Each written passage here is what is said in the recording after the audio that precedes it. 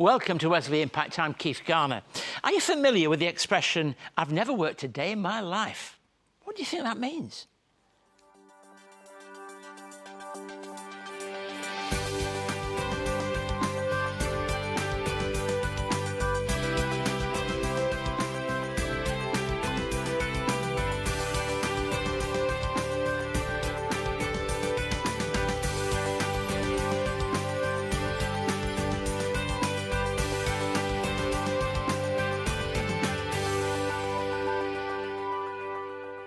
Thank you for joining us. Now, we've got a treat on the programme today. We have all kinds of guests, but a very different one today.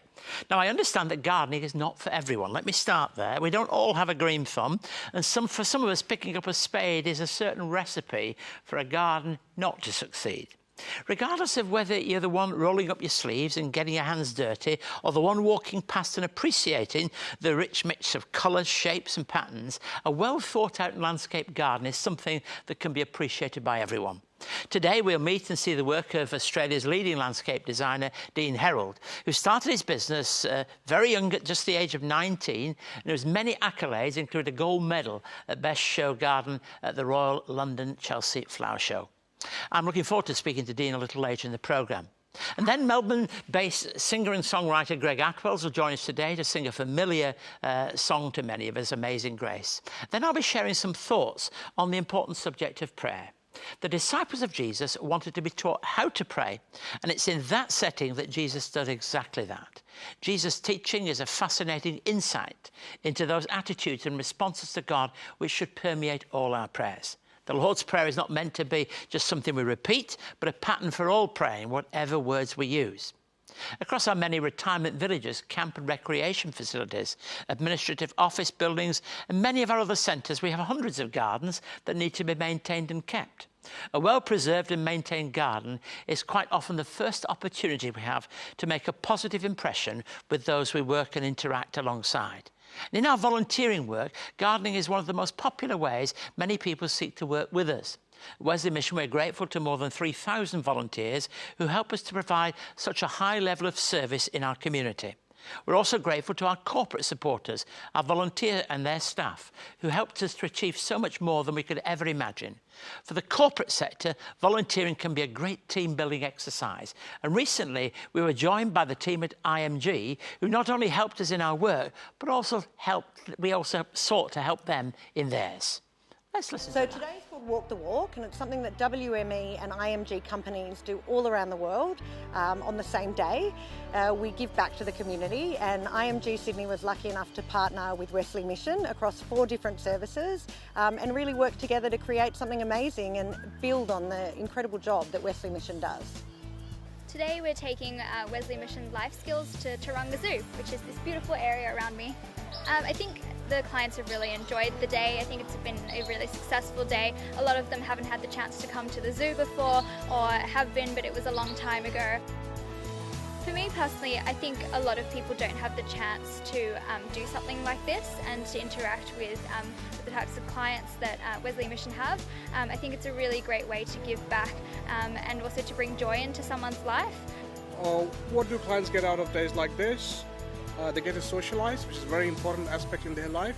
They get to feel the nature, they get to make friends, and at the end of the day, our core is the best quality of life for the clients, and that's what they get.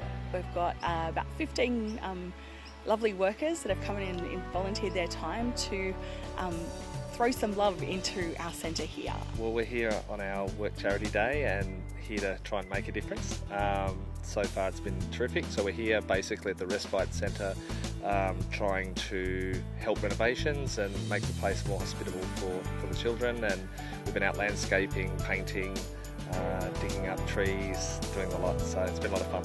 So what the clients are going to get out of today is a better looking centre, a home away from home, and they're going to get some awesome outdoor play equipment and the beginnings of a new garden. Today we are helping the Wesley Mission Open Wardrobe. So lots of donations have come in and we've helped organise, and then people are coming in and selecting some more clothing items to help supplement their wardrobes. The thing I like most about corporate volunteering days is a sense that you're working for an organisation that understands that there's more things that are important than just the bottom line. The whole atmosphere changes around here when we do a day like this.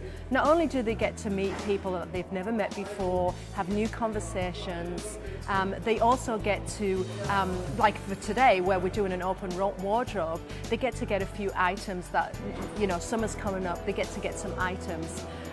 It's just really good for the social inclusion side of things for them, and yeah, it just really brightens the day. Today we had a group from IMG and they came to put up a gazebo in the front garden of the facility, and they help us also to clean up some bird cages and repair some chairs, and especially have time with the residents. They have some activities, singing along, laughing and dancing, so we had a good day with them today at the facility. Today, it started off with me actually playing dominoes with the residents. That's something I'd never done before. It was really fun. I got taught how to play dominoes and I actually got schooled by all the oldies playing dominoes. And then we cleaned an aviary, we hung out with the residents later, we did some dancing, sing-alongs. It was really fun. It's a very good experience for the residents to see people coming from the community, and they get attention, they feel love, they feel appreciated. So it's a great experience for them to have them here. Choosing a charity to work with on Walk the Walk is a big task. Wesley Mission is an amazing service, and the breadth of the services that you guys provide really covers all areas of, you know, the social problems that are facing many Sydney-siders and beyond, I'm sure.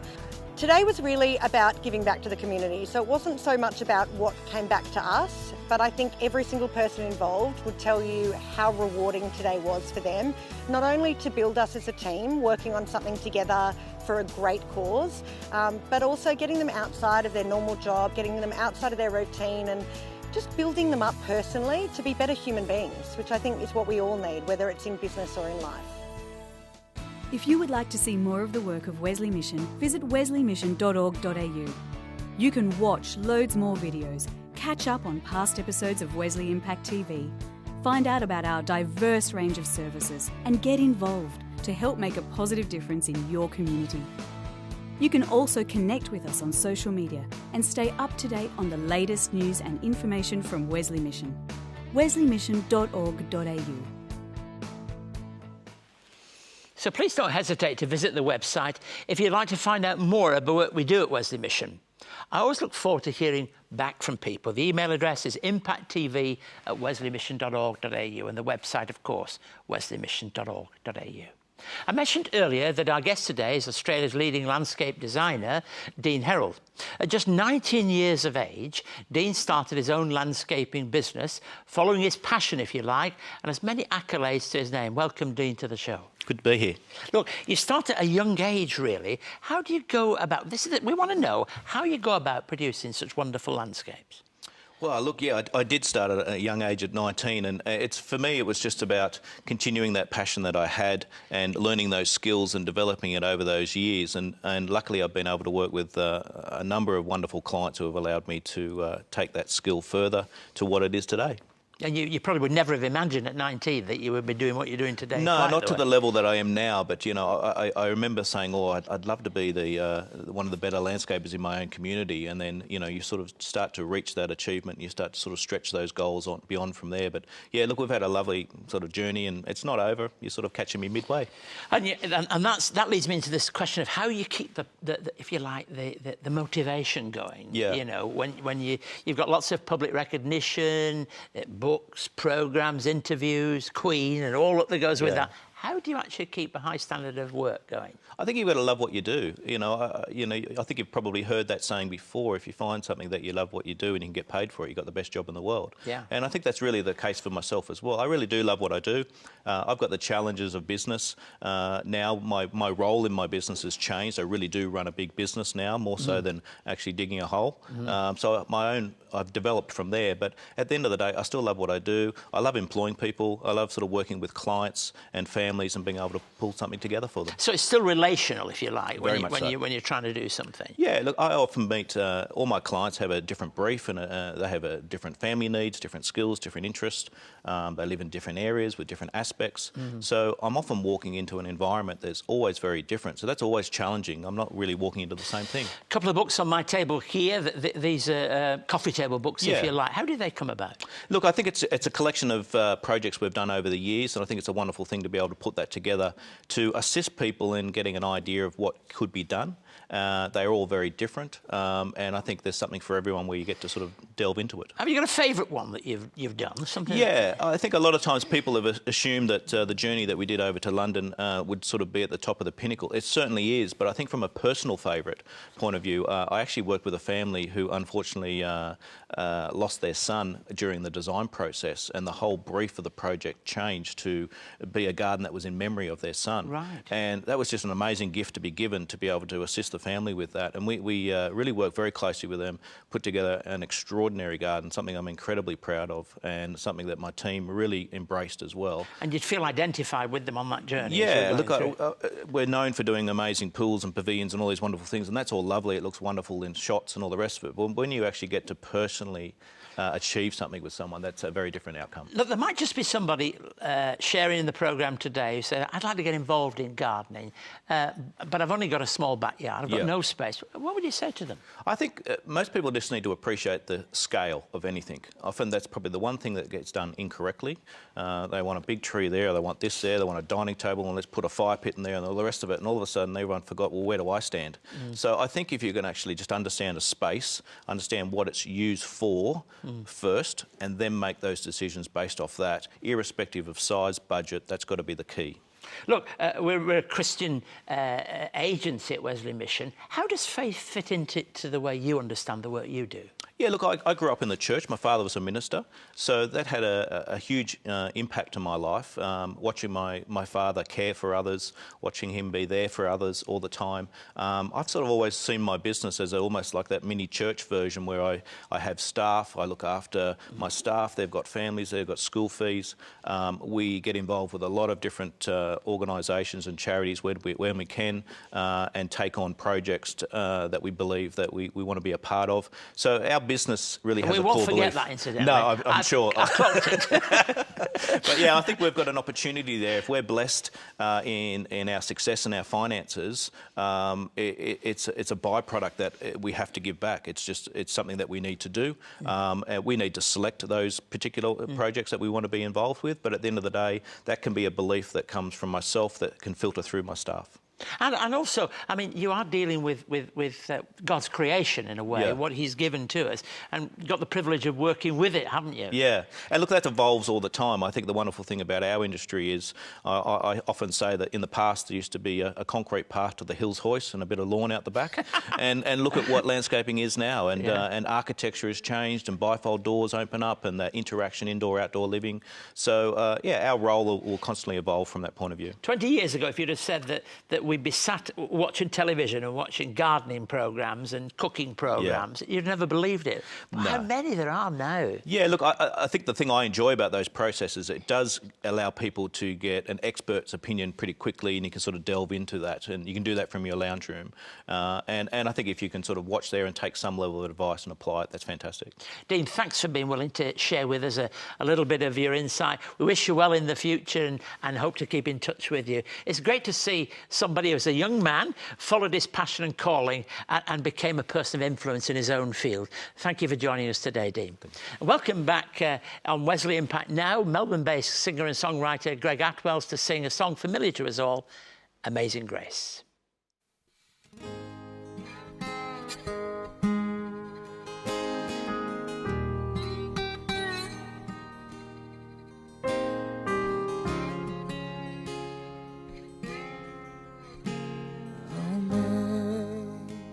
Amazing grace, how sweet the sound that saved a wretch like me. I once was lost, but now I'm found. but now I see.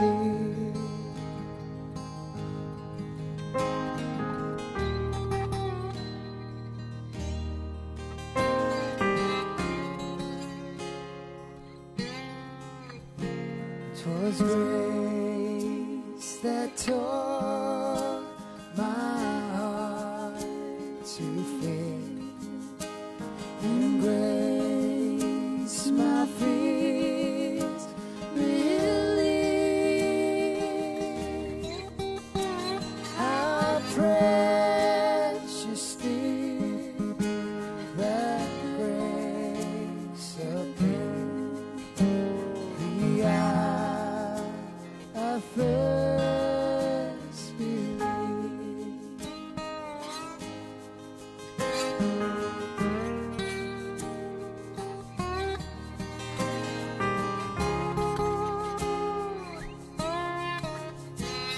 Through many dangers, toils, and snares, I have already come. 'Tis grace that brought me safe thus far, and grace will lead me home.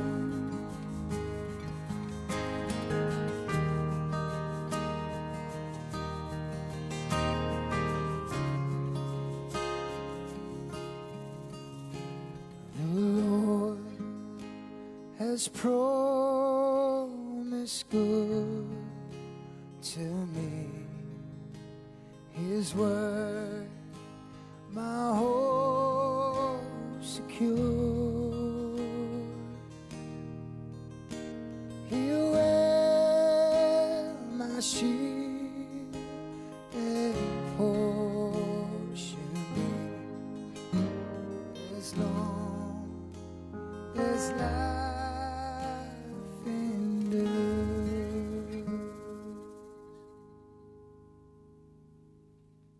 Over the years of Wesley Impact, Keith Garner has had hundreds of conversations sharing stories of hope, resilience, love and the Christian faith. Perspectives on Faith and Leadership is a collection of inspiring and insightful conversations with people who are leaders in their field, including the New South Wales Police Commissioner Andrew Scipione, CEO of Lifeline Australia John Brogden, the inventor of the cochlear ear implant Professor Graham Clark, founder of Shed Happens Ian Watto Watson, respected Australian journalist Lee Hatcher, and the former Chief Inspector of the New South Wales Police Gary Raymond. Each conversation shares a unique perspective on leadership and the achievements of notable community leaders, and collectively presents a broad cross-section of leadership styles that have brought positive social change. Perspectives on Faith and Leadership is the first instalment of a 3-part series and is available now from Wesley Mission. To find out more, contact Wesley Mission on 02 9263 5555 or email impacttv@wesleymission.org.au. Continuing in Luke's Gospel, following the passage at the home of Martha, where Mary joins her, we find in Luke chapter 11, verses 2 to 10, much longer than I would normally read, but I think it needs to be read together. Jesus said to them, "When you pray, say, Father, hallowed be your name, your kingdom come. Give us each day our daily bread. Forgive us our sins, as we also forgive everyone who sins against us. And lead us not into temptation."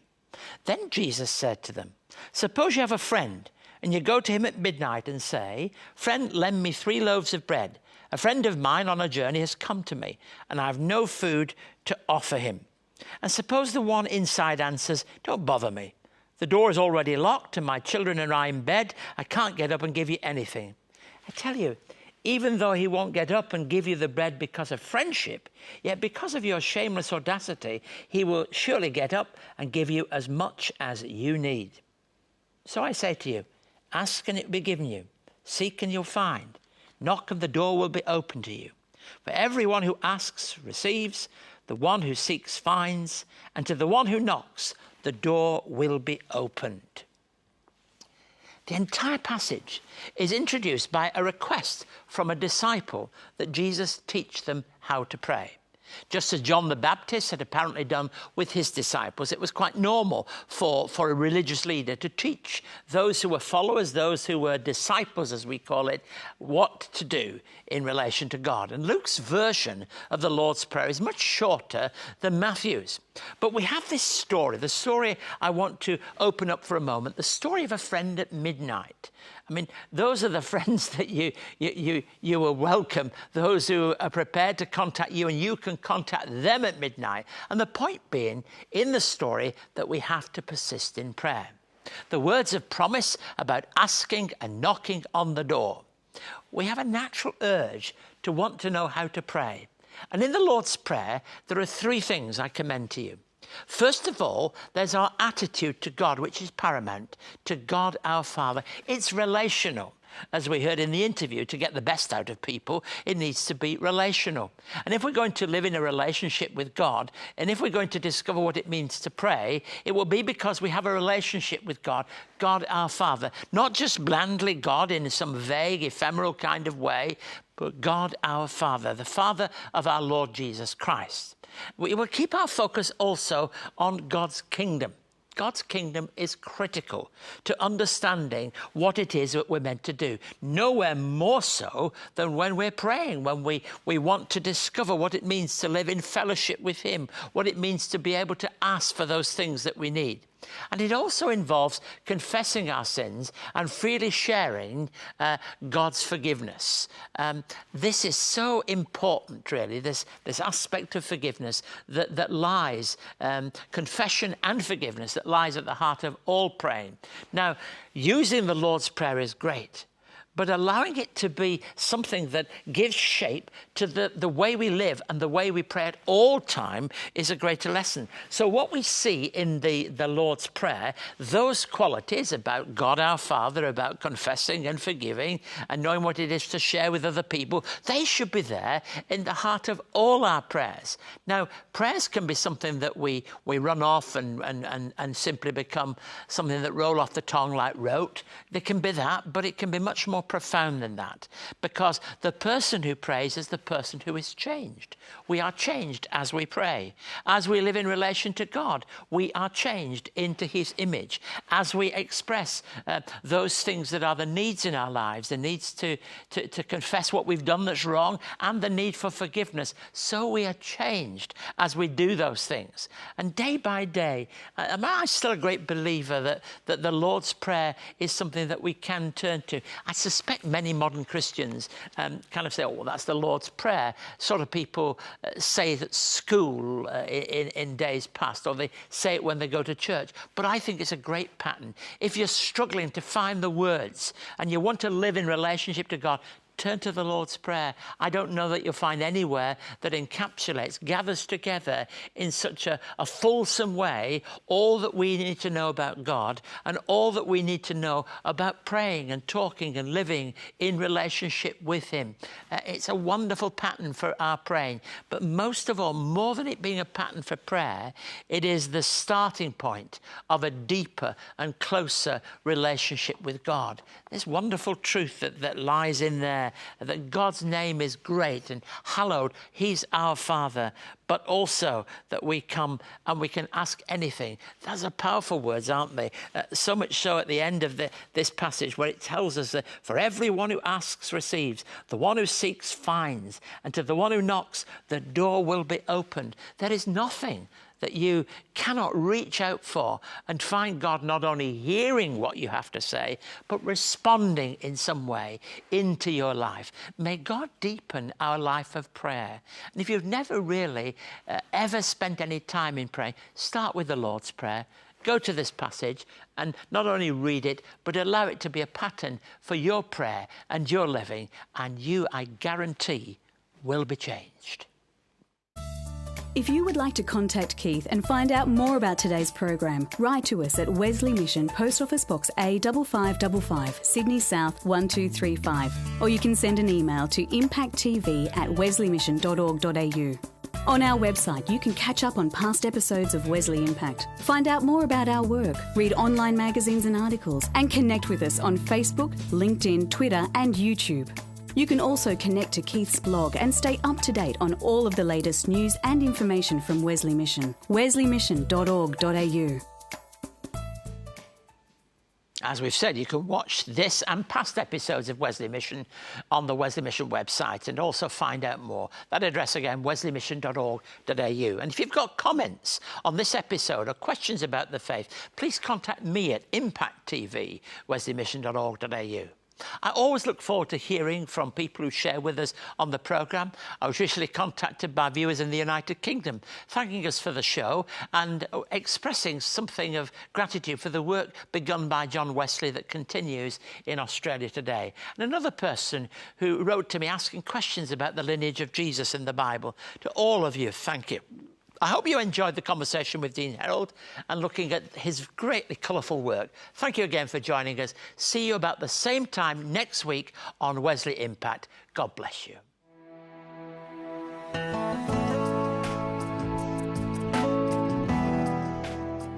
Wesley Mission helps more than 2,400 people each year through Wesley Homeless Services. To find out more, visit wesleymission.org.au.